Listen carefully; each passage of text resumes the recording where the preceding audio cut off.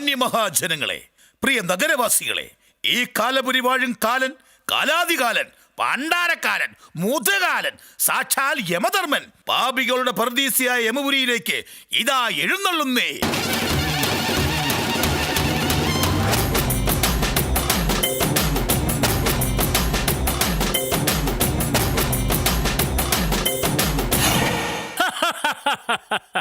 പായലേ വിട, പൂപ്പലേ വിട, എന്നേക്കും വിട.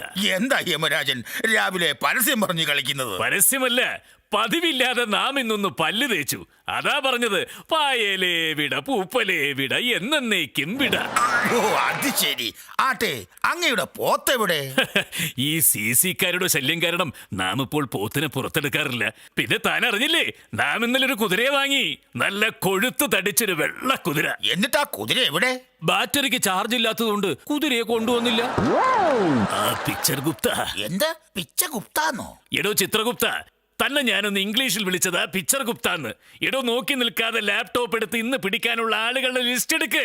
ലാപ്ടോപ്പ് അതിലെങ്ങും ഒരു കോപ്പും കാണുന്നില്ല. പഴയ പുസ്തകം തന്നെ ശരണം. ആ പിന്നെ ഇന്നലെ പിടിച്ചോണ്ട് വന്ന 1-2 പേരെ വിസ്തരിക്കാനായി കൊണ്ടുവന്നിട്ടുണ്ട്. ദാ ആ നിൽക്കുന്നവനെ കണ്ടോ? അവനാണ് കൊച്ചാപ്പി, കോൺട്രാക്ടറാ, മഹാവേന്ദ്രനാ. വിളിക്ക്. ചുക്കാപ്പിയെ. എന്ത്? കൊച്ചാപ്പിയെ.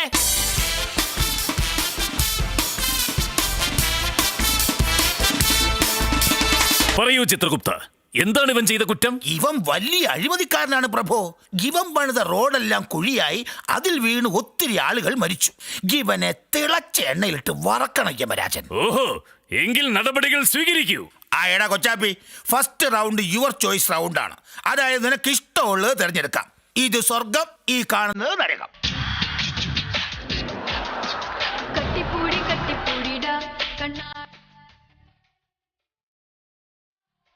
എങ്ങനെ? എടാ, ഈ കാണുന്നത് സ്വർഗം, ഇത് നരകം. എന്റെ അമ്മേ, ഇതാണ് നരകം. ഇനി എനിക്കൊന്നും നോക്കാനില്ല. ഞാൻ നരകം ഫിക്സ് ചെയ്തു. കൊച്ചാപ്പി, നല്ലോണം ഒന്ന് ആലോചിച്ചോളൂ. ഇയാളൊന്ന് പോയേ. എനിക്കിനി ഒന്നും ആലോചിക്കാനില്ല. എനിക്ക് നരകം തന്നെ മതി. അത് മതി.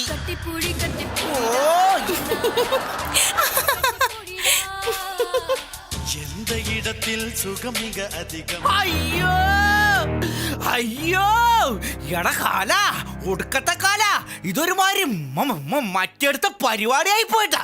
എന്താ, എന്തു പറ്റി കൊച്ചാപ്പി? അയ്യോ, അതിനകത്ത് ഭയങ്കര ചാട്ടവാറടിയും തീയിലിട്ട് ചുടലും കുന്തം പഴുപ്പിച്ച് ചന്തിയിൽ വെക്കലും ഒക്കെയാ. അത്രേ ഉള്ളൂ? അതൊക്കെ നരകത്തിലെ ശിക്ഷകളല്ലേ? ആഹാ, പിന്നെ എന്തിനാ ഒരു പെണ്ണുമ്പുള്ള ചുമ്മാ ക്യാമറ ഡാൻസും കാണിച്ച് കൊതിപ്പിച്ച് എന്റെ അകത്തോട്ട് വിളിച്ചോണ്ട് പോയത്? എടാ വിഡ്ഢി, അത് നരകത്തിലേക്ക് ആളുകൾ ആകർഷിക്കാനുള്ള ഞങ്ങളുടെ ചെറിയൊരു പരസ്യമല്ലേ. എന്നാ അങ്ങനെയാണ് എനിക്ക് സ്വർഗം മതി. അതങ്ങ് പള്ളി പോയി പറഞ്ഞാ മതി. ഒരു പ്രാവശ്യം ഫിക്സ് ചെയ്ത പിന്നെ ഫിക്സ് ചെയ്തതാ മോനെ. നോക്കി നിൽക്കാതെ കൊണ്ടുപോടി ഇവനെ നരകത്തിലേക്ക്. തീയിലിട്ട് ചൂടാനല്ലേ വേണ്ട. വൃത്തികെട്ടവൻ, മുടിയും വെട്ടൂല, താടിയും പിടിക്കൂല, നടക്കുക കാടനെ പോലെ. എന്റെ അച്ഛനാണെങ്കിൽ ഒരു ദിവസം 10 പ്രാവശ്യം താടി പഠിച്ചൻ. ഓഹോ, അത്രയ്ക്ക് വൃത്തിയാണോ തന്റെ അച്ഛന്? അതല്ല, അച്ഛൻ ബാർബറ. ആ ചിത്രഗുപ്ത, ഈ വരുന്ന ഫെബ്രുവരിയിൽ നമ്മുടെ വിവാഹ വാർഷികമാണ്. അത് നമുക്കൊന്ന് കെങ്കേമമാക്കണം. എന്തോന്ന്? ഫെബ്രുവരിയിൽ വെഡിങ് ആനിവേഴ്സറി ആണെന്ന്. ഫെബ്രുവരിയോ? എന്താ യമകാല ഇത്? ഒന്നുമില്ലേലും അങ്ങൊരു രാജാവല്ലേ. ഫെബ്രുവരി എന്നൊക്കെയാണോ പറയുന്നത്? ഫെബ്രുവരി അങ്ങനെ വേണം പറയാൻ. അല്ല, പറഞ്ഞതുപോലെ ഫെബ്രുവരിയിലല്ലല്ലോ കല്യാണം നടന്നത്. പിന്നെ മറാച്ചിലല്ലേ? മറാച്ചിലല്ലേന്ന്. കഷ്ടം, നല്ല വിവരം. എന്താണോ ഇത്? ഒന്നും പറയണ്ട മഹാരാജൻ. 2-3 ദിവസമായിട്ട് ഭയങ്കര ഗ്യാസിന്റെ ഉപദ്രവം. ഇന്ന് രാവിലെ തൊട്ട് 100-500 ഏമ്പക്കം വിട്ടതാ. ഇപ്പോഴാ ഒരെണ്ണം വായിക്കൂടെ പോയത്. കണാകുണെന്ന് പറഞ്ഞു നിൽക്കാതെ വിധി നടപ്പാക്കാനുള്ളവരെ വിളിക്കൂ. ആ യമരാജൻ, ഇനി വിധി നടപ്പാക്കാനുള്ളത് 3 സുന്ദരികളായ പെണ്ണുങ്ങൾക്കാണ്. ഈ വരുന്നതാണ് ചന്ദ്രിക. ഇവൾ ഭർത്താവിനെ വഞ്ചിച്ചു, എന്നിട്ട് മറ്റു പലരുടെയും കൂടെ ജീവിച്ചു. ഓഹോ, അങ്ങനെയാണോ? എങ്കിൽ നടക്കണേ നരകത്തിലേക്ക്. ഈ വരുന്നതാണ് സുഭദ്ര. ഇവൾ കല്യാണം കഴിച്ചു, ഭർത്താവിനെ വഞ്ചിക്കാതെ നല്ല രീതിയിൽ ജീവിച്ചു. ഓഹോ, മിടുക്കി, നടക്കൂ സ്വർഗത്തിലേക്ക്. ആ യമരാജൻ, ഈ വരുന്നതാണ് ശ്യാമള. ഇവൾ ഇതുവരെ കല്യാണം പോലും കഴിച്ചിട്ടില്ല. നിത്യ കന്യകയാണ്. ആണോ? എങ്കിൽ നടക്കൂ ചക്കരെ എന്റെ ബെഡ്റൂമിലേക്ക്. എന്റെ എന്ത്? ഇത് കഴിഞ്ഞ് രാജൻ! അയ്യോ, റാണി! യമരാജൻ, ഞാനെല്ലാം കേട്ടു. നിങ്ങളുടെ ഈ വൃത്തികെട്ട സ്വഭാവം ഇതുവരെ നിർത്തിയില്ലല്ലേ? എന്റെ സ്വഭാവത്തിന് എന്താ കുഴപ്പം? ഓ, സ്വഭാവം എന്നെ കൊണ്ടൊന്നും പറയിപ്പിക്കണ്ട. ഏത് നേരം തോഴിമാരെ ഫോൺ ചെയ്യുന്നതേ ഞാൻ അറിയുന്നുണ്ട്. നാം ഇഷ്ടമുള്ളവരെ ഇഷ്ടം പോലെ വിളിക്കും. നാം മഹാരാജാവാണ്. നമുക്കേ ഔട്ട് ഗോയിങ് ഫ്രീയാ. ആണോ? ഹ, എങ്കിലേ ഞാൻ റാണിയാ. നിങ്ങൾ ഇനി ഔട്ട് ഗോയിങ് ഫ്രീ ആക്കിയാലേ കണ്ണു അടച്ച് ഇൻകമിങ് ഞാനും അങ്ങ് ഫ്രീ ആക്കും. ഇടയ്ക്കൊരു മിസ് കോള് വിടാൻ ഈ പാവത്തിനൊരു അവസരം തരണേ. സാധിക്കില്ല. സാധിക്കില്ലെങ്കി വേണ്ട, ഞാൻ വിളിച്ചാലേ സിദ്ധിക്ക് വരും. പ്രാണി! എന്താ? റാണിയുടെ മേൽ ഒരു പ്രാണി. പിന്നെ യമരാജൻ, ഇന്നലെ ഇവിടെ വന്ന ഒരു ആത്മാവേ എന്നെ കണ്ടപ്പോ ചോദിക്കുവാ ഒരു ഉമ്മ തരുവോന്ന്. എന്നിട്ട് ഞാൻ അപ്പൊ തന്നെ എന്റെ കാലിലെ ചെരുപ്പ് വലിച്ചൂരി.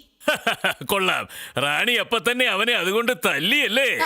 അയ്യോ ഇല്ല, ഇതുപോലെ ഒരെണ്ണം കൂടി വാങ്ങി തന്ന രണ്ടുമ്മ തരാന്ന് പറഞ്ഞു.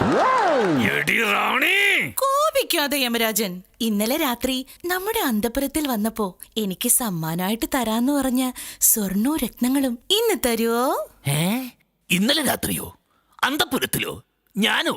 ഇന്നലെ രാത്രി ഞാൻ ആത്മാക്കളെ പിടിക്കാൻ കേരളത്തിൽ പോയിരിക്കുകയായിരുന്നല്ലോ. ആണോ? അപ്പൊ ഇന്നലെയും എന്നെ ആരോ പറ്റിച്ചു. പറ്റിച്ചിട്ടൊന്നുമില്ല. തരാമെന്ന് പറഞ്ഞ എന്നെങ്കിലും തരും, ഉറപ്പാ. റാണി, കേറി പോടി അകത്തേക്ക്. അയ്യോ അമ്മേ! ആ! എന്തു പറ്റി രാജൻ? ടെൻഷൻ അടിക്കുമ്പോൾ അങ്ങേക്ക് വരുന്ന ആ നശിച്ച തലവേദന വീണ്ടും വന്നോ? വന്നു ചിത്ര, വന്നു. അമ്മേ! അയ്യോ, എന്റെ ഈ മുടിഞ്ഞ തലവേദനയ്ക്ക് ഒരു പരിഹാരവുമില്ലേ? ഉണ്ട് യമരാജൻ. അങ്ങയുടെ ഈ മുടിഞ്ഞ തലവേദനയ്ക്ക് ദുർവാസ്രാവ് മുനി ഒരു പരിഹാരം നിർദ്ദേശിച്ചിട്ടുണ്ട്. അങ്ങയുടെ തലച്ചോറ് മാറ്റിവെക്കണം. ഓഹോ, അങ്ങനെ ചെയ്താൽ നമ്മുടെ തലവേദന പമ്പ കടക്കുമോ? പമ്പ കിടക്കണമെങ്കിൽ മലയ്ക്ക് പോകുന്ന ഏതെങ്കിലും അയ്യപ്പന്റെ കൈ കൊടുത്തു വിടണം. വിഡ്ഢിത്തം പറയാതെ താൻ തലച്ചോറ് എവിടെ കിട്ടുമെന്ന് പറയണോ? കിട്ടാനാണെങ്കിൽ അമേരിക്കയെന്നോ ജപ്പാനിന്നോ റഷ്യന്നോ എവിടുന്ന് വേണമെങ്കിലും മേടിക്കാം. അതൊരെണ്ണം മേടിച്ച് ഫിറ്റ് ചെയ്താൽ അങ്ങയുടെ തലവേദന മാറിക്കിട്ടും. എങ്കിൽ നമുക്ക് അമേരിക്കയുടെ തലച്ചോറ് വെച്ചാലോ? ആ, വെക്കുന്നതൊക്കെ കൊള്ളാം. പക്ഷേ 25 ലക്ഷം രൂപ വരും. എന്ത്? ഇത്തിരി പോന്ന തലച്ചോറിന് 25 ലക്ഷം രൂപയോ? അത്രയും വരും മഹാരാജൻ. എങ്കിൽ നമുക്ക് ജപ്പാന്റെ തലച്ചോറായാലോ? കൊള്ളാം, നല്ല ഐഡിയ. 50 ലക്ഷം രൂപയുണ്ടോ കയ്യില്? എന്ത്? ഈ ഞണങ്ങിയ മൂക്കുള്ള ജപ്പാൻകാരന്റെ തലച്ചോറിന് 50 ലക്ഷം രൂപയോ? അതെ. ഓഹോ, എങ്കിൽ ചിത്രഗുപ്ത ഞാനൊന്ന് ചോദിക്കട്ടെ? എന്റെ തലച്ചോറിനാണ് ചോദിക്കേണ്ട, ഞാനിത് തരില്ല. ആ.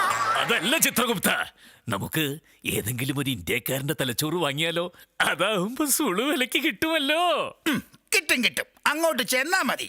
ഇന്ത്യക്കാരന്റെ തലച്ചോറിന് 1 കോടി രൂപ എണ്ണി കൊടുക്കണം. എന്ത്? ഈ അമേരിക്കയുടെയും ജപ്പാന്റെയും തലച്ചോറിനേക്കാൾ വിലയോ ഈ ഇന്ത്യയുടെ തലച്ചോറിന്? അതെ യമരാജൻ, ഈ അമേരിക്കയുടെയും ജപ്പാന്റെ ഒക്കെ തലച്ചോറെ ഒരുപാട് കണ്ടുപിടുത്തങ്ങൾ നടത്തി ബ്ലീച്ച് ആയിട്ടിരിക്കുക. പക്ഷെ ഇന്ത്യയുടെ തലച്ചോറെന്ന് പറഞ്ഞ ഒന്നും കണ്ടുപിടിച്ചിട്ടില്ല. നല്ല ഫ്രഷ് സാധനമാ. അതാ ഇത്രയും